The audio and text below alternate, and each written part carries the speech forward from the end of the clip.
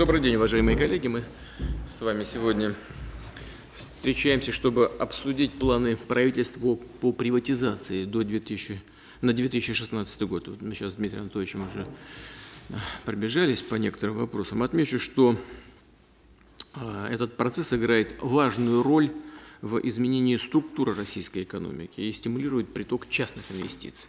Сегодня нам нужно определиться с конкретными параметрами приватизации в текущем году, решить, какие пакеты акций компаний с госучастием могут быть проданы частным структурам, а какие должны остаться в собственности государства.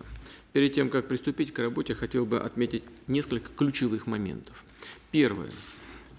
Все приватизационные сделки должны строго соответствовать нормам и требованиям закона, само собой разумеется.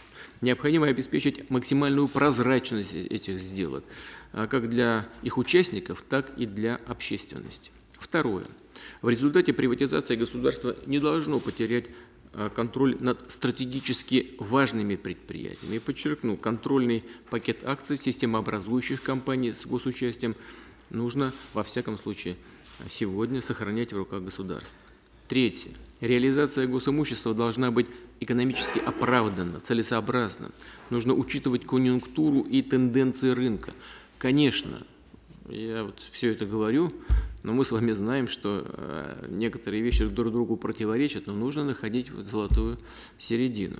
Не должно быть продаж акций за бесценок по бросовой цене. Для бюджета это не принесет особой пользы. К тому же такая практика чревата захватом предприятий конкурирующими компаниями, а это в конечном итоге тоже не самое лучшее для рынка. Этого, безусловно, нужно избежать. Четвертое. Больше внимания необходимо уделить качеству инвесторов, их деловой репутации и опыту работы.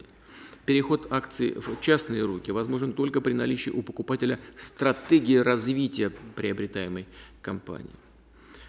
Пятое.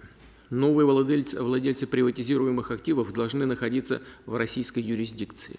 Серые схемы, вывод активов в офшоры, сокрытие собственников долей недопустимо. Мы уже давно говорим о деофшоризации, и в этих условиях идти на новую приватизацию, допуская дальнейшую офшоризацию российской экономики, неправильно. Ну и, конечно, нужно, чтобы будущие инвесторы и приобретатели искали собственные ресурсы, либо кредитные ресурсы, но не из государственных банков. Толку от этого будет немного. И в заключение еще раз подчеркну, для успешной приватизации принципиально важно, чтобы государство четко понимало, что и кому продает, и какие последствия это будет иметь для развития целых отраслей, да и всей экономики.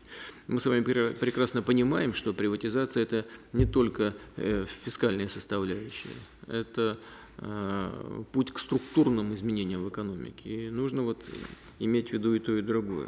Только такой взвешенный подход позволит добиться эффективного баланса госучастия и частного капитала в экономике страны.